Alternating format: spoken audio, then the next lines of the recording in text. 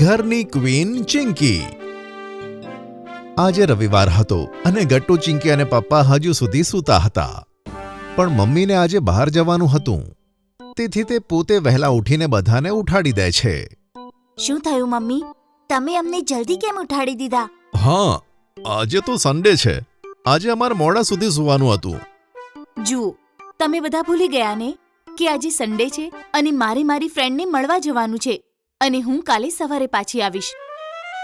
અરે હા મમ્મી, તમે અમને ગયા અઠવાડિયે કીધું તો હતું. પણ મમ્મી, અમારા મૂવી અને પિઝાનું શું થશે? શું? હા મમ્મી, આજે અમારા બધાનો ઘરમાં મૂવી જોવાનો અને સાથે પિઝા ખાવાનો પ્લાન હતો. અરે હા, આ તો હું ભૂલી જ ગઈ હતી. પણ બાળકો, મારું જવું જરૂરી છે. મેં મારી ફ્રેન્ડને પ્રોમિસ કર્યું છે ને. અને ચિંકી, મારી વાત ધ્યાનથી સાંભળ.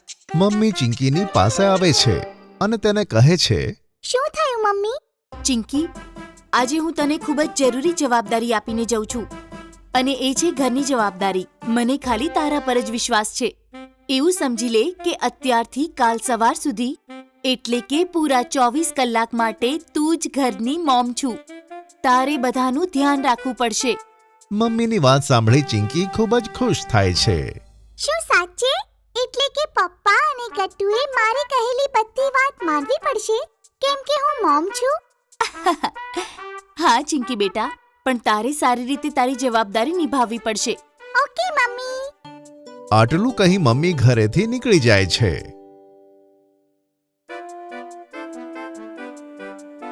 ગટ્ટુ અને પપ્પા તો હજુ પણ ઊંઘમાં સોફા પર બેઠા હતા.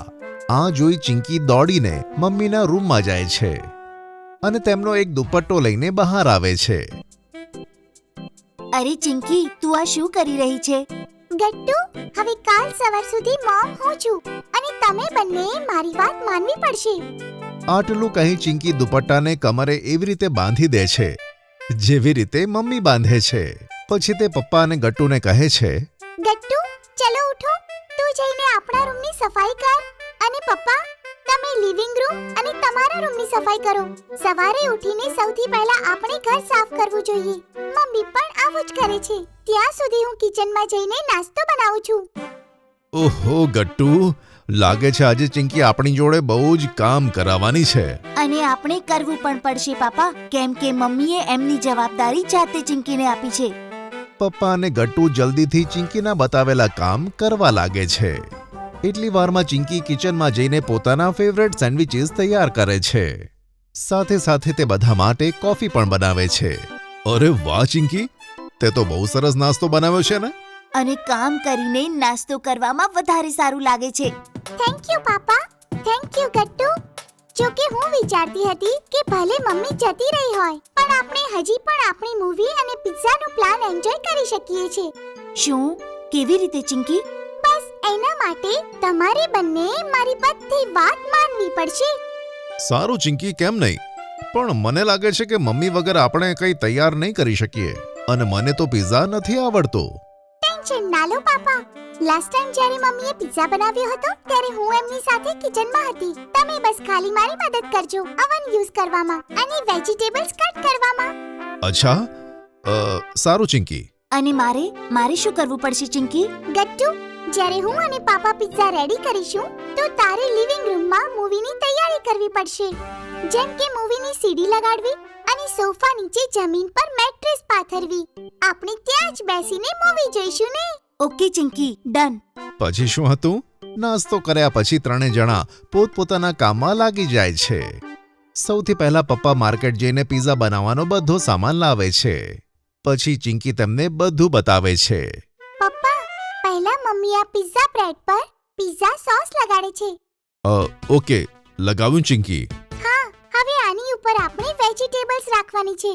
અને હા, પનીર પણ મને ખૂબ જ પસંદ છે. Okay Chinki, cheese? હા, અને પછી આપણે એને અવનમાં મૂકવાનું છે. Okay, done. અને હા પાપા, ગટ્ટુને ખાલી કોર્ન પિઝા પસંદ છે, તો આપણે એના માટે કોર્ન પિઝા અલગથી બનાવવો પડશે. બસ આમ જ. હા, હું હમણાં રેડી કરું છું. ત્યાં સુધી ગટ્ટુએ લિવિંગ રૂમમાં બધી તૈયારી કરી દીધી હતી અને ચિંકીએ પિઝાની સાથે સાથે પોપકોર્ન પણ બનાવ્યા હતા. બધા સ્નેક્સ તૈયાર થતાં જ ચિંકી અને પપ્પા લિવિંગ રૂમમાં લાવે છે. હવે બધા મેટ્રેસ પર બેસીને મૂવી એન્જોય કરે છે. મારે આ મૂવી ક્યારની જોવી હતી. જો કે આ પિઝા કેટલો યમી બન્યો છે, એકદમ મમ્મી જેવો. હા ભાઈ, ચિંકીએ જો બનાવ્યું છે સારું તો હશે જ. થેન્ક યુ પાપા ગટ્ટુ. પછી ત્રણે જણા પિઝા ખાતા ખાતા મૂવી એન્જોય કરે છે. જેવી જ મૂવી ખતમ થાય છે, પપ્પા કહે છે, હવે તો બહુ ઊંઘ આવી રહી છે, કેમને આપણે બધા સૂઈ જઈએ? પણ ચિંકી જલ્દીથી ઉઠીને મેટ્રેસની આજુબાજુ પડેલા પોપકોર્ન સાફ કરવા લાગે છે. નહીં પાપા, પહેલા આપણે લિવિંગ રૂમ અને કિચન સાફ કરવું જોઈએ. હું જાઉં છું ડિશિસ વોશ કરવા, કેમ કે આપણે કિચનમાં ઘણા બધા વાસણ ગંદા કર્યા છે. ત્યાં સુધી તમે લોકો લિવિંગ રૂમમાં આ મેટ્રેસ હટાવી દો અને અહીંની સફાઈ કરી દો. આમ કહી ચિંકી કિચનમાં ડિશિસ વોશ કરવા જતી રહે છે. ત્યાર પછી તે આખું કિચન સાફ કરે છે. આ બાજુ ગટ્ટુ અને પપ્પાને પણ ચિંકીના કહેવાથી સફાઈ કરવી પડે છે. પાપા, ચિંકી તો સાચેમાં મમ્મીની જેમ એકદમ જવાબદાર બની ગઈ છે. હા ગટ્ટુ, મને તો આ જોઈને બહુ સારું લાગ્યું. હા પાપા. એવામાં ત્યાં ચિંકી આવી જાય છે. બધું કામ થઈ ગયું, પણ હું તો બહુ જ થાકી ગઈ.